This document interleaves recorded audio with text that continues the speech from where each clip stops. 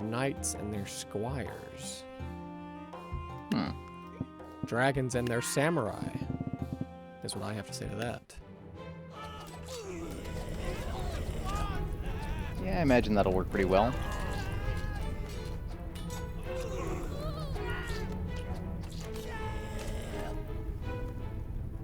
There's only 2 knights left.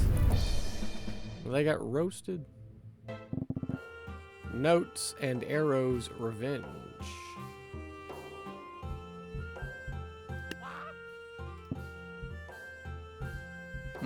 So some of them are not super obvious. No. I don't think so.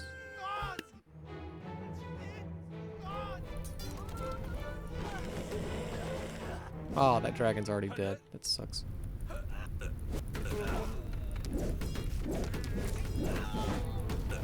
This Monkey King is insane. Good lord. Just that effective? Yeah, he's crazy.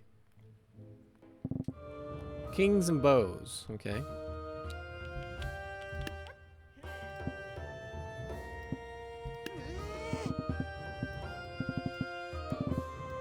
I got samurai as the cheapest unit you can buy.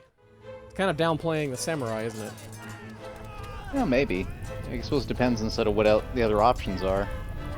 I mean, they're probably, I imagine, fairly expensive by the standard of most stuff, but at least about that era. Kill the king. Although I remember, at least in the in England and France and stuff like that, there was. You ever heard about the Battle of Agincourt?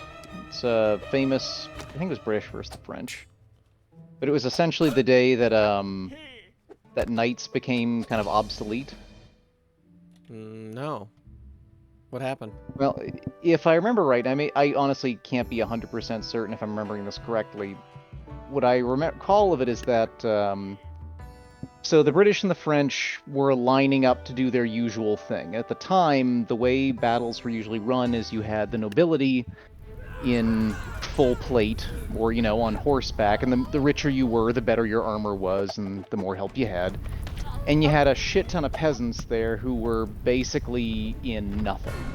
Or maybe if they were a little richer, or maybe an actual trained fighter, they might have, like, chainmail, a mace, a sword, stuff like that. But a lot of the peasantry was just, like, spears, and good fucking luck, you're gonna die.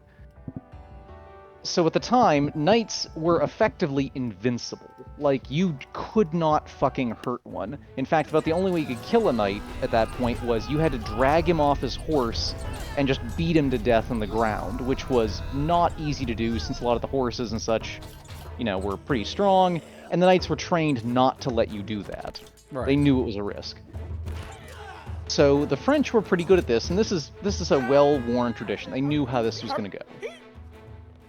But the British had been developing, or not really developing, they had kind of incidentally gotten into using longbows. And a longbow at that time was was taller than a peasant.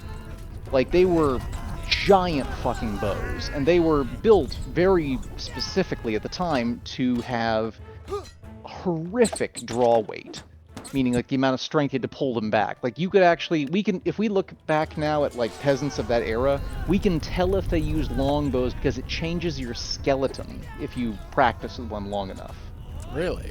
Like, yeah, it fucks up your body because the amount of strength that it takes to pull a longbow is, frankly, terrifying. And it will, literally, like, you'll see differences in bone development just because peasants hunted with these things. They used them all the time. Peasants were damn good at making them. And peasant hunters were astoundingly good shots with them, too. So, and that was just a basic fact of life. Peasants had to be good with them because otherwise you didn't eat. Fair. So, but this was also the equivalent of handing your peasants sniper rifles. Because at the time, a short bow or a normal bow, if you hit the chainmail, yeah, it might pierce a little, but it's only going to pierce because it's going through the rings. Yeah. And even then, you get the arrow in there a little bit, but it's not going to kill under most circumstances, or it'll get deflected off, and a solid piece of plate mail is just not going to let it through. A longbow fired an arrow hard enough that it pierced plate armor. And I don't mean just Jesus. pierced like you poke through a little bit. I mean you went through it. Fuck. So basically, this battle starts, and the French ride out, and the British hold back because they have brought a shit ton of peasants with longbows who just sit in the back and they say, "Yeah, go for it." Peasants just fire up and just start raining arrows down on the French and completely fuck them. And the reason that the battle was considered so horrific for the French, if I'm remembering correctly, was not only because it kind of proved that armor didn't mean jack shit at that point, because it would not stop them, but also, most of the time after a battle, you might lose one noble, but like a few hundred peasants or something, or thousands even. Yeah. They lost most of their nobility. Like, all the nobles that showed up, they lost more than half, if I remember right. Jesus. Which was considered like apocalyptic. This was beyond belief that this could happen. And there's actually even in a British museum, there's an example from that battle they pulled from it, where they have partially the remains of a French knight on display because the guy died when a longbow arrow went through the plate mail of his thigh, through the chainmail beneath it, through the leather gambeson, or whatever they called it, beneath that, through his leg, through the bone, by the way, like flat through it, then out the other side, through all those layers again, through a 2 or 3 inch thick wooden horse saddle, and 4 inches into the horse. Damn. Yeah, it pinned into his fucking horse and killed the horse in the process. Oof. I mean, yeah, and these people were going in thinking this was going to be a good time. Like, this is fun for the knights, usually. Because I mean, really, you were just, like, riding through with stuff bouncing off you as you were just beheading peasants, basically. So, it was pretty good fun for a lot of them. And that basically ended that in one fell swoop as they realized, like, holy shit, armor doesn't mean anything anymore. Like, I mean, it's just not, just cannot protect you. Right. Huh. Damn. Yeah. It was definitely a memorable event for a lot of people involved.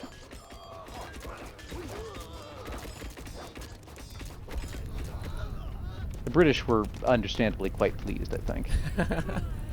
Yeah, why wouldn't they be, right? Yeah, I mean, they weren't big fans of the French in general, and I think that in particular, just the sheer level of like, what the fuck did we just witness from the French was enjoyed by a lot of them.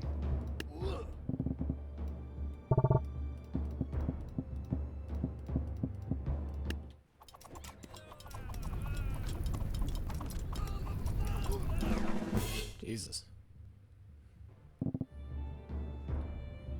Hmm. I just obliterated them.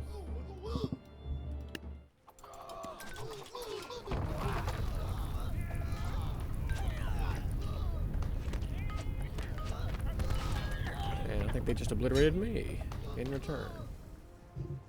At least they're paying you back properly. Yeah.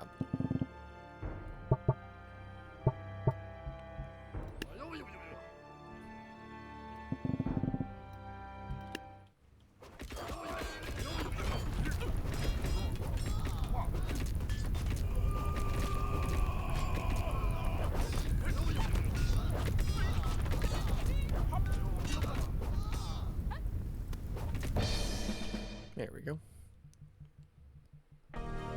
Well done, the Dynasty campaign. Thank you for playing through the Dynasty campaign, showing the new faction. Ah. Well, you're welcome, game. What's next? Renaissance. A new art wave.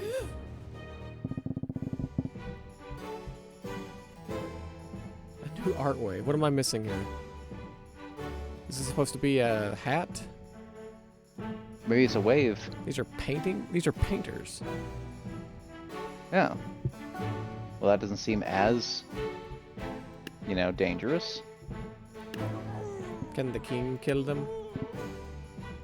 Let's see.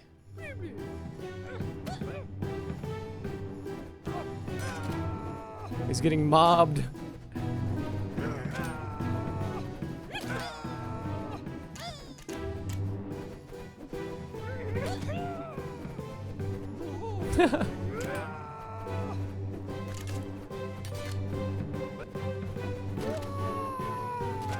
my god, look at all the dead artists. Oof, damn.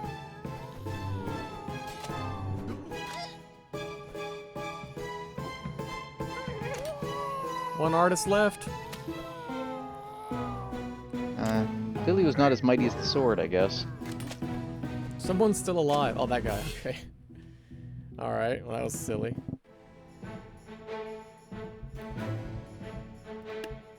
I can choose between tribal, farmer, medieval, ancient, Viking, and dynasty.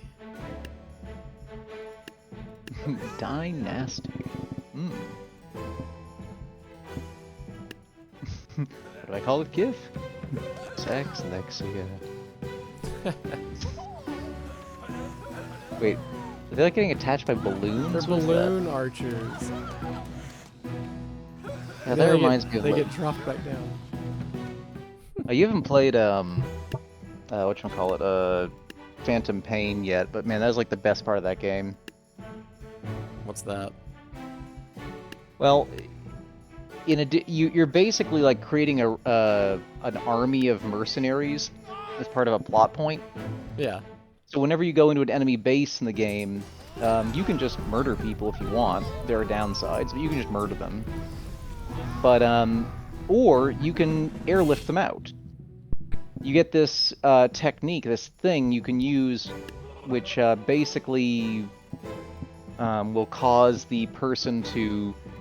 Like, you're attaching a balloon to them and just yanking them up into the air, so you have to knock the guy out. But once you have them unconscious, you can just attach a balloon to them and just have them airlifted up into the sky out of nowhere. And in theory, a helicopter goes over and picks them up a little while later. In theory.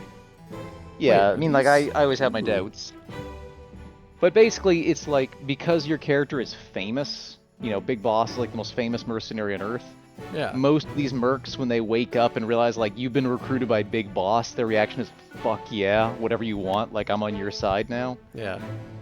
Especially because a lot of them are just find you, like, remarkably impressive, so there is a whole thing going on where, like, it really incentivizes you. If you find decent soldiers, you want to knock them out and take them back with you and capture them. So it's like fucking Pokemon after a while. Like, I have cleared out entire bases where there was no bodies and no one left by the time I was done, like, capturing everybody.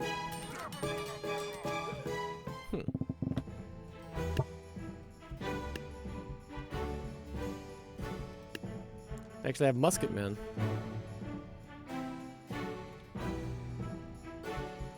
Could be a problem. I mean, really? I think you guys would probably be able to take that.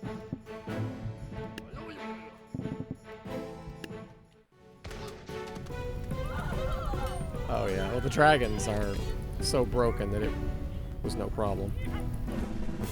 Yeah. Star formation. Okay.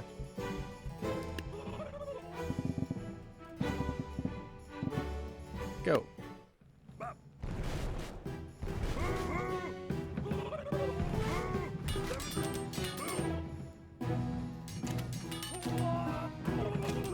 The pikes clearly do pretty well for them. Yeah, the bone mages can't really fight outside of just making bones pop up, but I guess it works. Or rocks, or whatever they are. Ooh, knights. Huh. Even the horses have googly eyes. I approve of that. Who would win, a knight or a mammoth?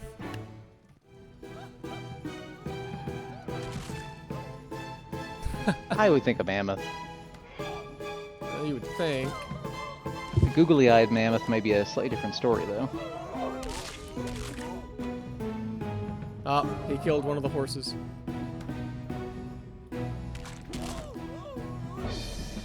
Oh, yeah. Okay. Balloons. Oh, not these guys. Oh, God. You can actually see the little balloons they have.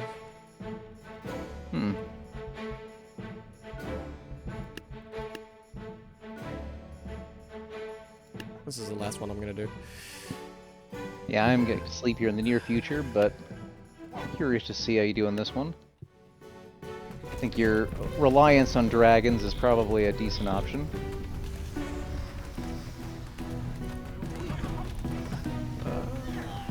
Everyone's just gonna go to the sky.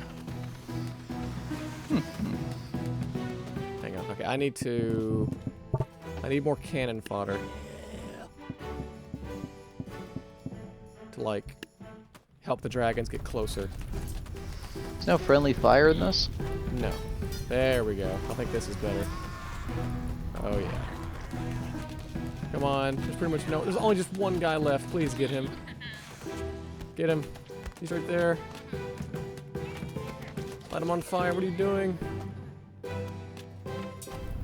Burn him. Yes. Ah, yes. They got a bit of a weird turning radius.